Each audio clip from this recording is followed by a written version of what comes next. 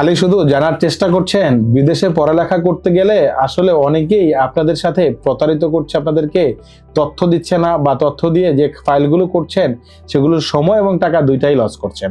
এখন প্রশ্ন হচ্ছে যে আপনি বিদেশে যাবেন, পড়ালেখা করতে যাবেন, ইউরোপ বা আমেরিকা বা উন্নত দেশে পড়ালেখা করতে যাবেন।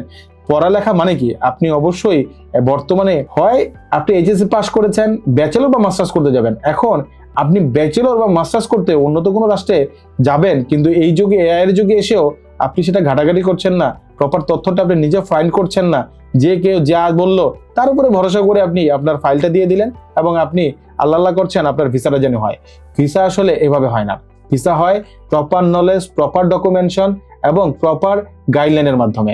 তাই যদি আপনার মনে হয় ফার্স্ট গ্লোবাল ভিসা কনসালটেন্সি এই সহযোগিতাগুলো দিয়ে অনেকেরই সুন্দর একটি জীবন তৈরি করেছে, আপনিও কিন্তু আসতে পারেন আমাদের মাধ্যমে, চেষ্টা করতে পারেন আপনার জানার দরজাকে খুলতে, আপনার জানার ব্যাপ্তিটাকে বড় করতে। আগে জানুন, তারপরে আপনি আপনার নিজের মতো সিদ্ধান্ত নেন।